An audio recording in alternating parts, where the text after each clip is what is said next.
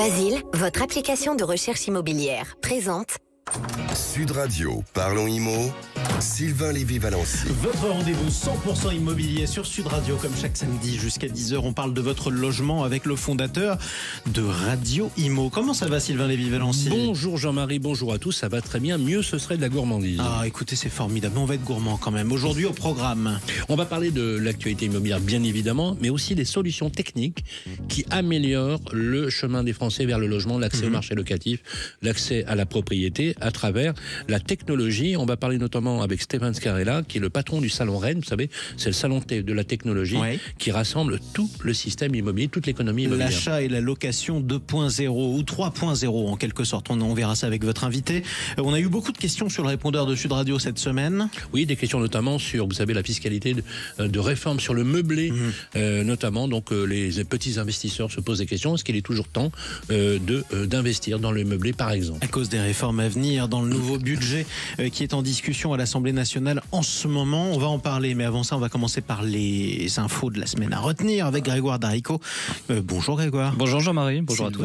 Eh bien, mon cher Grégoire, on va commencer par un point de marché. On va dire comment se porte l'immobilier. Il y a quelques petites couleurs qui se pointent à l'horizon. Oui, en fait, Sylvain, j'ai profité de la sortie par le site Bien Ici de son dernier point statistique sur le marché, le Statici, et donc j'ai retenu 4 chiffres pour cette édition d'octobre, des chiffres qui concernent le troisième trimestre de l'année 2024. Alors d'abord, plus 2%, c'est plus 2% de contacts sur les annonces. En fait, c'est une petite embellie et des acheteurs qui, ça y est, pointent de nouveau le bout de leur nez. Il faut dire qu'avec la baisse continue des taux, dont on a déjà parlé, conjuguée à la baisse des prix, la situation leur est un petit peu plus favorable. Et Bien Ici relève même un pic de 15% entre septembre 2023 et septembre 2024. Ensuite, 58% de maisons dans les offres de biens à vendre par rapport à 42% d'appartements. Donc ça, c'est en termes de proportion. Une proportion qui se stabilise grosso modo sur l'année 2024. Mais, et c'est là où c'est intéressant, qui s'est inversée depuis le premier trimestre 2022. À l'époque, on avait 48% de maisons et 52% d'appartements. Ensuite, plus 20 jours de diffusion en moyenne pour les biens à vendre en France. Les maisons apparaissent ainsi 93 jours sur les sites de diffusion, les appartements 79 jours en moyenne. Ça fait donc une moyenne de 87 jours pour les biens immobiliers. Pareil, si on revient à 2022, on était alors à 50 jours de diffusion en moyenne. Donc on constate cette hausse importante. Et ensuite, 5032, c'est le prix moyen au mètre carré à Lyon aujourd'hui. Bien Ici note d'ailleurs une baisse sur la France de moins 3% en un an, moins 6% en 2 ans sur les appartements, des prix qui stagnent pour les maisons. C'est une moyenne sur la France entière, donc si on rentre dans le détail et sans surprise, c'est en Ile-de-France que ça bouge le plus avec moins 3% en un an et moins 7% en 2 ans pour les appartements et pour les maisons. Alors moi je vous propose maintenant, à la lumière de ces chiffres, qu'on fasse un point météorologique. En fait, ce point météorologique, parce qu'on a tous vu dans l'actualité récente les catastrophes naturelles de plus en plus récurrentes. Ça risque de continuer d'ailleurs. Exactement. Quel impact? Et ben voilà, justement, on voit un impact de plus en plus important sur l'immobilier. Donc c'est vrai qu'entre les inondations, la sécheresse, les incendies, les avalanches, les pollutions des sols et la sismicité des zones, les points d'attention sont nombreux. Alors voilà quelques infos à savoir avant d'acheter votre logement, parce que oui, les risques naturels peuvent affecter la valeur de votre logement. Pour les problèmes de crues et d'inondations d'abord, il suffit de se renseigner sur le site géorisque au pluriel .gouv.fr, un site mis en place par les pouvoirs publics, un site sur lequel vous retrouverez toutes les informations qui sont régulièrement enrichies. Donc il suffit qu'on mette son adresse par exemple, l'adresse du bien, et on voit si on est sur une zone par exemple inondable, mais aussi zone sismique. Exactement, Sylvain. Oui. Et alors ces informations, il faut savoir qu'elles ne sont pas encore obligatoires, mais cela ne devrait pas trop tarder. Et ce qui est bien quand même, c'est que nos amis notaires ont pris l'habitude d'annexer ces documents extraits de ce site aux actes de vente. Donc ça, c'est une bonne pratique. Merci les notaires. Exactement. Une autre source qu'il ne faut pas négliger, c'est le diagnostic immobilier d'état des risques et pollutions, le RP, qui est lui aussi fourni obligatoirement en cas de mise en vente de votre bien. C'est grosso modo un état des lieux daté des sujets à risque dans le périmètre du bien immobilier.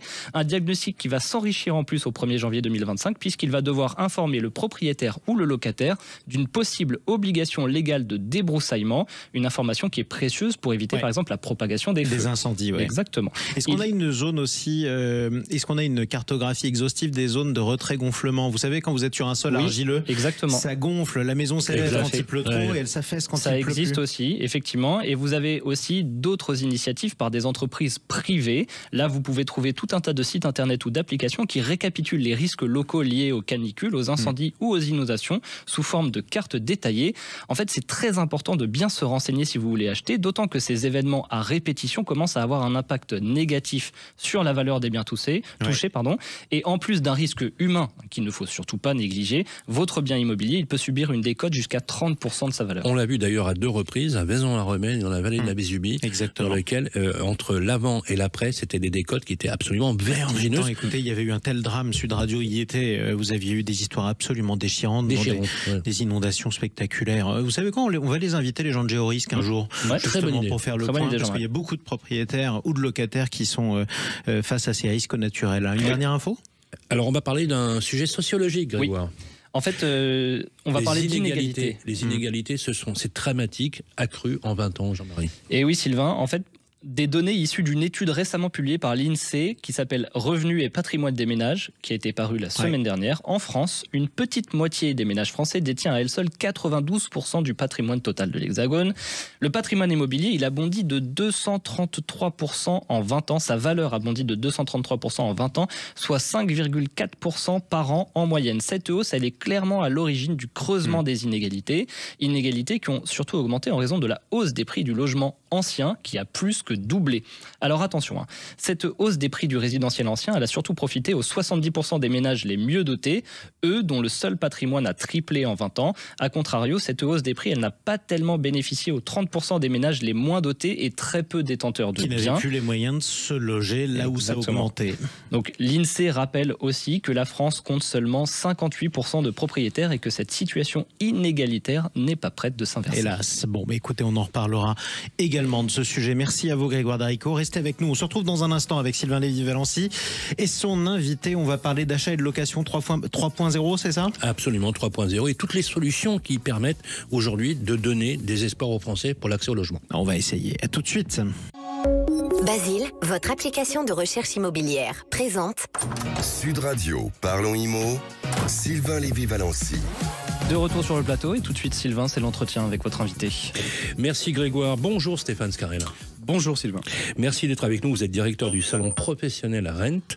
C'est un salon qui est dédié aux nouvelles technologies, à toutes les technologies dans l'immobilier. Vous me rappellerez d'ailleurs que technologie ne veut pas dire forcément de l'informatique ou de l'intelligence artificielle. Je rappelle que nous aurons d'ailleurs, on va l'annoncer, 2 heures d'antenne en direct. On couvre votre événement. Ce sera le 6 au soir, de 19h à 21h. Nous serons au hall 6 du salon Porte de Versailles. Et je serai accompagné de l'excellente Cécile de Minibus pour l'animation. Alors, on est en période de crise, Stéphane, vous le savez. C'est une crise multifactorielle qui touche très durement l'immobilier et qui a vraiment un impact délétère sur le logement des Français. Est-ce qu'on est à un tournant décisif pour l'immobilier aujourd'hui ? Il me semble. Et il me semble aussi que si on n'en prend pas la mesure et la conscience collectivement, j'allais dire, on risque d'aller droit dans le mur. Donc oui, on est à un tournant. Il y a un double effet à cette crise selon moi, à la fois un défi sociétal, clairement identifié, et il y a un défi environnemental. Donc ça fait 2 éléments majeurs. Si on n'en prend pas conscience aujourd'hui, on va au-devant de grandes difficultés pour les Français, pour se loger. Alors évidemment qu'il y a aussi des bonnes nouvelles, puisque dans cette crise-là, il y a quand même des opportunités, il y a de l'innovation, il y a des éléments pour s'en sortir. Mais il faut aller vite. Alors, vous l'avez dit, bien évidemment, puisque vous avez rappelé que l'innovation, c'est quelque chose de beaucoup plus large. On a longtemps pensé, d'ailleurs c'est vrai que statistiquement, dans les segments de marché, l'immobilier a longtemps été réfractaire à des changements d'usage par rapport à d'autres secteurs. Je pense à l'automobile, par exemple, en particulier, mais aussi les cosmétiques, voilà, des secteurs d'activité, mais des secteurs thématiques. Et enfin, c'est vrai qu'il y a quelques années, l'immobilier, et d'ailleurs c'est comme ça que s'est construit votre salon, votre congrès, puisque vous rassemblez toute l'économie immobilière chaque année, elle s'est ouverte au numérique et aux dernières tendances. Pourquoi c'est important pour elle d'aborder un changement qui modifie en même temps radicalement leur métier, en rappelant bien sûr, Stéphane Scarella, que tout ça a un impact bien évident sur le logement des Français? Alors c'est essentiel, c'est majeur. Vous avez raison de rappeler que l'industrie immobilière dans son ensemble, que ce soit la construction, que ce soit la commercialisation de l'immobilier, c'est un segment de marché qui a tardivement adopté les nouvelles technologies, on va le dire comme ça. On va dire que ça a une dizaine d'années. Il y a une dizaine d'années, à peu près, l'ensemble de l'industrie a pris conscience qu'il était nécessaire de digitaliser. Alors pourquoi c'est une évidence, en tout cas aujourd'hui, c'est pour une raison assez simple finalement, c'est que les professionnels immobiliers doivent répondre à l'usage que font les Françaises et les Français de leur manière de consommer l'immobilier. Je prends un exemple. Aujourd'hui, vous cherchez votre futur appartement, votre futur logement, à l'acquisition ou à la location, sur votre mobile. Vous faites des simulations de crédit sur votre mobile. Vous faites du homestaging, vous cherchez à vous meubler sur votre mobile. Alors, ne serait-ce que quand on a dit ça, le home staging par exemple, c'est-à-dire de réaménager son intérieur, de se projeter dans son futur logement. Pour faire des belles photos. Exactement. Pour faire des belles photos. Tout ça pour dire qu'aujourd'hui, vous avez modifié votre manière de consommer l'immobilier depuis quelques années. Pour une raison donc évidente, il n'y a pas d'autre choix pour l'industrie immobilière et pour les professionnels de cette industrie, quelle qu'en soit leur place dans la chaîne de valeur, que de digitaliser, évidemment, très très vite, pour pouvoir répondre à l'usage. Est-ce qu'il y a encore des personnes qui vont dans les agences immobilières ? Bien évidemment. Donc elles ne disparaîtront pas. Absolument pas. Donc parce que vous nous disiez, on en parlait, dans le parcours résidentiel, on va d'abord sur Internet, hein, d'accord Stéphane ? Oui. Mais parce que, encore une fois, ça n'est pas propre au parcours résidentiel, c'est propre à la vie et au quotidien de tout à chacun, comme vous, comme moi. Aujourd'hui, vous faites vos courses, pour partie en tout cas, d'abord avec une amorce sur Internet, ou quand vous changez de télévision, vous allez d'abord surfer sur Internet pour voir ce qui existe, et puis in fine, vous irez peut-être à la FNAC, ou chez Boulanger, peu importe. C'est vrai que les auditeurs, les auditrices vont s'y reconnaître. D'ailleurs, si vous souhaitez poser vos questions, vous appelez le 0826 300 300. Alors, vous l'avez rappelé, PropTech, PropTech, donc propriété. PropTech, c'est la contraction de Property Technology. Property Technology, donc property, propriété, et technologie. C'est pas qu'une histoire, effectivement, vous l'avez rappelé, de digitalisation des process, loin de là. On parle de nouveaux usages, de besoins de consommateurs, même dans la façon d'habiter. Vous êtes d'accord ? Oui, je suis d'accord. Je suis surtout d'accord sur ce que vous avez dit précédemment, c'est qu'il ne faut pas résumer l'innovation à de la technologie. Et probablement que l'innovation d'usage est beaucoup plus grande. Donnez-nous un exemple. Je vais vous donner un exemple. On a depuis quelques années une hausse des taux, même si ça baisse à nouveau un petit peu depuis quelques mois. Mais globalement, il y a une hausse des taux il y a 2-3 ans qui a fait que l'accès au crédit était rendu beaucoup plus difficile pour un certain nombre de ménages. Pour répondre à cette hausse des taux et s'adresser à tous ceux qui n'avaient plus accès ou très difficilement à travers les banques au crédit de manière traditionnelle, eh bien, il y a eu de l'innovation qui est arrivée, et il y a des startups qui sont arrivées, je pense à des gens comme Sésame, des gens comme Estia, qui ont proposé une alternative au crédit, sous forme de leasing, quelque part, de votre appartement. Pour résumer. En fait, comme vous faites un leasing de voiture... On achète l'appartement... Alors, vous trouvez un appartement, vous ne pouvez pas vous l'offrir, parce que la banque vous refuse le crédit. Ah oui. Eh bien, là, il y a une innovation d'usage, puisque ces startups vous proposent, elles achètent l'appartement à votre place, et finalement, le loyer dans lequel vous allez être dans l'appartement pendant 2 ans, le loyer sert à rembourser l'amorce du crédit, ce qui fera évidemment qu'au bout de 2 ans, vous aurez un capital suffisamment suffisant et accumulé pour pouvoir être propriétaire de cet appartement. C'est comme un leasing de voiture, mais adapté à l'immobilier. Ça, on est bien sur une innovation d'usage et on répond à une problématique forte qui était de dire il y a toute une partie des primo-accédants qui aujourd'hui ne peuvent plus accéder au crédit parce que les taux ont remonté. Mais ça coûte plus cher, non ? Le leasing ? Non, ça ne coûte pas forcément plus cher. Vous voulez dire que c'est une solution pour la primo-accession, par exemple ? Bien sûr. Bien sûr, et c'est d'ailleurs en grande partie destiné à la primo-accession, à tous ces gens qui ont, encore une fois, une barrière à l'entrée du crédit trop forte. Je pense aux gens Parce que qui les sont... primo-accédants, c'est quand même une classe très moyenne. Bien sûr. Premier accès au crédit, souvent refoulé parce que pas assez d'apport, souvent refoulé parce qu'un taux de crédit avec les 35% qui sont pas bons, et les Français le savent bien. Allez Sylvain, rajoutez à ça que vous êtes intermittent du spectacle, que vous n'avez pas de CDI, que vous n'avez pas de parents caution, que etc. vous êtes journaliste, par exemple. Voilà, par exemple. Voilà. Là, vous avez fermé le banc, n'en jetez plus. C'est la cour est pleine. Là, vous avez une alternative pour pouvoir faire l'acquisition du logement que vous avez trouvé. Et ce logement, c'est maintenant ou c'est jamais, puisque si vous revenez dans 2 ans, il sera plus là. C'est très clair. Je vous donne un autre exemple peut-être sur le DPE, par exemple. On parle beaucoup du DPE. Alors DPE, diagnostic de performance énergétique. Il y a beaucoup à dire. Il y a beaucoup à dire, mais il n'en est pas moins vrai que depuis 2 ou 3 ans, ça a été quand même l'alpha et l'oméga de la politique immobilière de ce pays. On en pense ce qu'on veut, même si là, on a quand même le sentiment que le gouvernement fait largement marche arrière.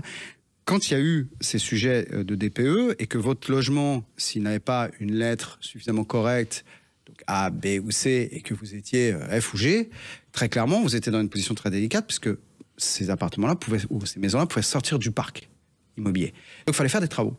Il y a plein d'innovations qui sont arrivées pour vous accompagner, vous particuliers, propriétaires, locataires, pour estimer à travers une application, à travers votre téléphone, votre mobile, estimer ce que pourrait donner le coût des travaux pour remonter cette latte du DPE. Alors, on peut dire effectivement que l'évolution, comme vous le disiez, technologique est favorable et impacte le logement des Français. Et c'est bon pour le consommateur, donc bien sûr les auditeurs qui nous écoutent.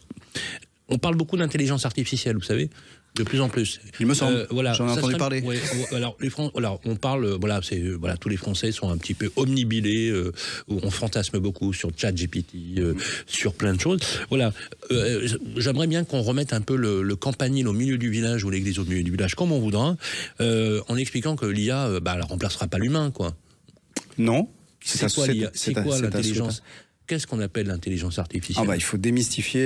Elon Musk sort de ce corps. Les robots qui vont tout faire à votre place avec de l'IA, on va se poser 2 secondes, on va attendre un petit peu. C'est rassurant quand même. Hein. Non, plus sérieusement, l'intelligence artificielle, on peut définir l'intelligence artificielle finalement comme le super assistant dont on a tous rêvé depuis toujours. Voilà. Moi, c'est comme ça que je le définis. Et ça marche, ça ? Et ça fonctionne. C'est-à-dire que vous avez la moindre question. Vous avez le moindre besoin. Vous voulez aller plus vite dans ce que vous souhaitez faire pour faire une présentation, pour challenger 3 ou 4 devis pour vos travaux, plutôt que faire un tableur Excel qui va vous prendre 2h50, eh bien, grâce à ChatGPT, vous allez faire ça en 10 minutes. Ça, c'est des réalités, ça, c'est du quotidien, ça fonctionne. L'intelligence artificielle, au service et au quotidien des Français, c'est ça. Ce qu'il faut bien comprendre, c'est qu'il y a un changement de paradigme très fort depuis quelques années. C'est qu'on est passé d'un monde de recherche à un monde de résultats. Je veux dire par là que quand vous interrogez des gens comme Google, ils vous expliquent qu'ils vivent leur 3e révolution. Parce qu'aujourd'hui, un moteur de recherche que tout le monde connaît comme Google, qui est utilisé par des milliards de gens, aujourd'hui, il est très challengé, notamment par l'intelligence artificielle et par l'arrivée des ChatGPT, etc. On est passé dans un monde de suggestion. Aujourd'hui, vous ne vous posez plus la question, Sylvain, de savoir ce que vous allez regarder ce soir à la télévision. Pourquoi ? Parce que toute la journée, on va vous pousser des suggestions de ce qu'il y a parmi vos goûts, c'est ce qu'on appelle les analyses prédictives. En fait, en fonction des usages que vous avez ou de la fréquentation que vous avez, ils arrivent à déterminer. Et les résultats sont quand même assez bluffants. C'est bluffant. Ouais. Aujourd'hui, vous consommez du Netflix, vous consommez du Spotify, des plateformes, etc. C'est exactement ça. Et c'est construit comme ça. Donc, l'intelligence artificielle, c'est là où on en mesure la réalité dans notre quotidien. Et après, évidemment, quand on va plus loin, il y a d'autres usages, bien entendu. Le salon Rent va fêter ses 11 ans. Exact. Voilà, donc nous, on vous accompagne effectivement depuis quelques années. On est très heureux de l'évolution. C'est devenu the place to be. Hein. C'est la place où il faut être aujourd'hui dans le monde, dans l'immobilier. Qu'est-ce que vous tirez aujourd'hui à date comme enseignement, justement, sur le logement des Français, à l'heure où la crise les frappe très durement ? Vous l'avez rappelé, la primo-accession, mais aussi l'accès au marché locatif, où quand on est jeune aujourd'hui actif, qu'on arrive dans une grande métropole, ou qu'on soit, par exemple, simplement étudiant, ça devient la croix et la bannière pour se loger.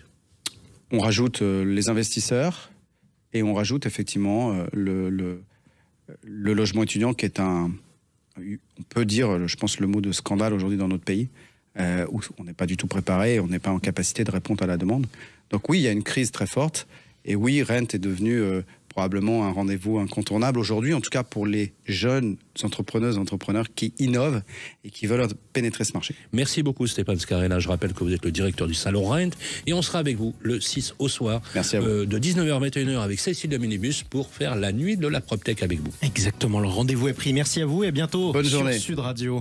Allez, restez avec nous. Vous êtes propriétaire peut-être et vous possédez peut-être un meublé. Tiens, vous vous posez beaucoup de questions, ça tombe bien.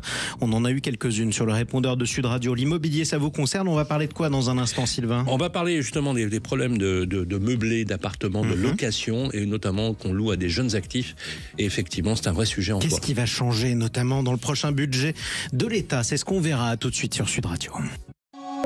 Basile, votre application de recherche immobilière, présente Sud Radio, parlons IMO, Sylvain Lévy-Valency. Votre rendez-vous 100% immobilier jusqu'à 10h sur Sud Radio, comme tous les samedis, avec le fondateur de Radio Imo, Sylvain Lévy-Valency. On parle de location meublée aujourd'hui. La location meublée et des impacts du projet de loi de finances sur la réforme de la fiscalité du Exactement. du la meublé. fin d'une niche fiscale, ça veut dire quoi ? On va voir ça tout de suite. Avec la Massif, économisez en changeant d'assurance de prêt immobilier. Conditions sur massif.fr. La Massif présente Sud Radio, parlons IMO, ça vous concerne. Et oui, l'immobilier, ça vous concerne tellement que vous avez été nombreux à nous laisser vos messages sur le répondeur de Sud Radio au 0826 300 300, Sylvain, cette semaine. Absolument. On nous a posé donc cette question sur l'alignement fiscal, une réforme qui est en cours, qui d'ailleurs a été adoptée, sur la fiscalité du meublé par rapport à la location nue et les baux plus longs. Grégoire, cette question nous a été posée par Sophie. Oui, Sophie, elle a 41 ans, elle est propriétaire d'un appartement qu'elle a meublé, donc elle a loué à un couple de jeunes actifs. Elle a fait exprès de le louer en meublé car c'était plus intéressant fiscalement pour elle, on va en parler. Mais Sophie, elle a entendu parler donc effectivement de la réforme qui a été adoptée. Elle se pose beaucoup de questions à ce propos et donc j'ai demandé, pour répondre à ces interrogations, à une experte de venir nous donner un coup de main. Il s'agit de Audrey Marigliano, directrice des opérations chez Zenith Investment Solutions. Bonjour Audrey. Bonjour. Merci beaucoup de répondre à nos questions. Alors déjà, est-ce qu'on peut rappeler à quoi correspond ce dispositif qu'on appelle LMNP et expliquer à quoi ça correspond LMNP ? Bien sûr. Alors, le dispositif LMNP, ça signifie loueur en meublé non professionnel. C'est effectivement un dispositif qui permet de concilier investissement immobilier et optimisation fiscale. Il est en général particulièrement intéressant pour les investisseurs qui souhaitent se constituer un patrimoine immobilier tout en bénéficiant d'avantages fiscaux propres à ce dispositif. Donc, allez. Non, allez-y Audrey, pardon. Donc, ce que veut dire ce dispositif, c'est très concrètement, vous allez être propriétaire d'un appartement que vous allez effectivement meubler. En fonction de ce que vous allez mettre comme équipement, vous allez pouvoir en plus bonifier la location de votre appartement et en plus bénéficier des avantages de la location meublée en matière de fiscalité. Alors, excellente transition. Qu'est-ce que ça veut dire un logement meublé ? Est-ce que, voilà, si je parle basiquement, est-ce qu'il faut que je mette une table dans le salon ? Est-ce qu'il faut que je mette des chaises, une télévision, un lit ? Qu'est-ce que ça veut dire ? Là, le législateur nous a aidés, puisqu'il définit très clairement la liste des mobiliers à mettre en œuvre dans les appartements pour qu'ils répondent à ces critères. Ce que je dirais, c'est le bon sens. En fait, ce qu'on peut retenir, c'est qu'en fait, il doit être équipé de manière à vivre de façon autonome et dans l'instant dans l'appartement. C'est comme si vous arriviez avec uniquement vos valises et vous aviez la capacité de cuisiner, de dormir avec une couette, avec des choses comme ça. Donc effectivement, ça va un petit peu plus loin que juste une table et des chaises dans le salon. On va aller chercher le matériel d'entretien ménager, des luminaires. Mais ça, encore une fois, la loi Allure définit très clairement les obligations meublées. C'est l'appart-hôtel, quoi. Exactement. Alors justement, je vais enchaîner sur la réforme actuelle, c'est la loi Lemeur. Anna Lemeur, députée du Finistère, donc a été adoptée donc cette loi qui aligne la fiscalité du meublé et la fiscalité des locations qu'on appelle nues, plus couramment. Alors l'idée du législateur, c'est on a spéculé sur le meublé, il y avait une inéquité fiscale, ce qui fait que par exemple dans les grandes villes on trouvait plus du tout d'ailleurs de beaux vides, il y avait que du meublé à louer. Est-ce que cette réforme, cette annonce, et à mon avis ça sera certainement le cas, va bousculer le marché du meublé aujourd'hui? Alors, ça va nécessairement avoir des impacts. Par contre, on peut quand même en amont souligner que le marché du meublé, il a des sous-segments. Et on différencie des réactions notamment du législateur qui sont liées à un segment qui a énormément pris de l'importance dans la location meublée, qui est le segment de la location courte durée. Parce que, encore une fois, si je remets philosophiquement le sens des actions des gouvernements, c'est de protéger l'accès au logement. Et vous n'avez pas du tout le même sens d'une location longue durée en meublé, où là vous permettez à des gens juste qui vont habiter, je sais pas, 1 an, 2 ans peut-être dans une ville de pouvoir avoir un appartement complètement packagé meublé, avec cet effet courte durée qui a effectivement eu des tendances à créer des effets spéculation sur le marché, ou en tout cas des difficultés d'accès au logement pour les résidents locaux. C'est Airbnb par exemple. Voilà, pour le citer par exemple, où effectivement c'est finalement le déploiement de ce segment d'activité de meublé qui a poussé le législateur à va avoir des vives réactions pour continuer à préserver l'accès au logement, hein, tout simplement. Donc après, ce qu'on imagine, c'est que effectivement d'atténuer certains mécanismes d'abattement entre le meublé et le nu va nécessairement avoir un impact de régulation entre ces deux choix de location. Mais vous avez encore dans la location meublée des dispositifs tels que le mécanisme d'amortissement qui reste encore avantageux. Et encore, je ne parle pas non plus des différentes options qu'on peut avoir sur les loyers qui peuvent être bonifiés en meublé, où ça c'est une réalité. Donc peut-être que finalement, même si l'abattement est minoré, votre surperformance entre guillemets locative va rester bénéfique par rapport à du nu. Donc oui, ça va avoir des impacts, notamment sur la location courte durée à mon sens, sur la location plutôt longue durée telle qu'on la connaît depuis des années avant le Airbnb, ça va rester un segment de marché qui est très utilisé. Bon, on n'a plus qu'à surperformer en quelque sorte. Merci beaucoup pour cet éclairage. On vous retrouve une prochaine fois sur Sud Radio avec plaisir. Merci beaucoup Audrey Marigliano. Je rappelle que vous êtes directrice des opérations chez Zenith Investment Solutions. Et maintenant qu'on a loué, tout de suite on essaye d'acheter. Sud Radio, parlons IMO, ça vous concerne. Avec la Massif, changez votre assurance de prêt immobilier et économisez. Conditions sur massif.fr. Allez, place au bien coup de cœur, justement, sur Sud Radio. On fait un tour de France des biens à acheter. Sylvain, vous nous emmenez où aujourd'hui ? Alors, je vous propose qu'on fasse l'arc atlantique. On va partir à Nantes. Ouais. Voilà, je n'ose pas imaginer où vous terminerez si vous commencez à Nantes. Et ensuite, nous irons en Gironde, si vous voulez bien. Très bien, parfait. Commençons par Nantes. Voilà, on va commencer en Loire-Atlantique avec un bien qu'a relevé la rédaction, n'est-ce pas Grégoire ? Oui. Dans le pays nantais. Exactement, pour ce premier bien, donc on va à LA Loire-Atlantique, direction la commune de Gorges, qui fait partie du pays nantais et de la Bretagne historique. Une commune de 19 373 habitants située à 20 km au sud-est de Nantes. Alors moi, là, c'est une maison d'environ 70 mètres carrés que je vous ai trouvée, une maison en pierre apparente qui se situe pas très loin de la gare SNCF et des commodités. Vous avez des commerces et des écoles. Notre maison, elle se compose d'une entrée qui dessert un salon avec un poêle ouvert sur la cuisine. Au rez-de-chaussée, vous trouverez aussi une salle d'eau, une salle lingerie. Et au premier étage, vous aurez l'espace nuit avec 2 chambres. Je sais que vous appréciez ce terme d'espace nuit, Jean-Marie. Je suis étonné par votre terme salle lingerie. C'est étonnant. Oui, je savais c'est pour sécher le linge. Ce genre de passion, mon cher Grégoire. Le linge, Jean-Marie. Cette maison est très bien équipée et c'est parfait. Et en plus, à l'extérieur, vous aurez un espace d'environ 80 mètres carrés et un parking. Enfin, notre maison, elle présente, et ce n'est pas négligeable, un diagnostic de performance énergétique de D. Donc ça, c'est une bonne note. Bref, c'est une belle opportunité qui est proposée par EXP France au tarif de 208 000 €. Et qu'on va financer d'ailleurs avec des taux qui ont encore baissé. Oui, alors avec un apport, je vous mets toujours 20%, mais on l'avait vu la semaine dernière, ça pourra être un petit peu moins, soit 41 600 €. Vous êtes comme le boucher du quartier. Vous avez demandé 200 grammes, vous en mettez 300. Je vous rappelle quand même. Donc 41 600 € d'apport, un emprunt sur 25 ans à 3,2%. Vous pouvez estimer des mensualités de remboursement à 806,51 €. Allez, on continue le tour de France. Absolument. Direction la Gironde, on va aller dans la ville où j'ai passé d'ailleurs l'été. Dans l'entre-deux-mer, on appelle ça l'entre-deux-mer. C'est à Saint-Émilion. Je sais que vous êtes nostalgique de vos séances barbecue, Sylvain, en short, claquettes et chemise à manches courtes. Donc du coup, on va en Gironde.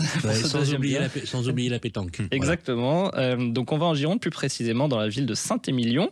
Cette fois, c'est une maison de 5 pièces et 169 mètres carrés que je vous ai trouvée. Une maison entourée de vignes, charmante, au calme et située à seulement 10 minutes de Saint-Émilion dans la campagne girondine. Notre maison, elle se compose d'une entrée, d'une large pièce de vie, d'une cuisine ouverte, d'une salle à manger, d'un salon baigné de lumière grâce à une véranda. Et au rez-de-chaussée, toujours, vous trouverez une chambre ainsi qu'une salle de bain. Au premier étage, 3 chambres, un dressing, une salle de bain. Notre maison, elle est située sur un terrain de 1400 mètres carrés qui est entièrement clos. Et sachez que, quand même, il faudra quelques travaux de modernisation, mais j'ai vu les photos, elle est vraiment sympa. C'est une maison historique ? C'est une maison historique, et en plus, petite cerise sur le gâteau, on fait très écologique là, diagnostic de performance énergétique à C. Donc quand même. Vraiment, très bien, très bien. Élève d'Arico, continuez vos progrès. Exactement.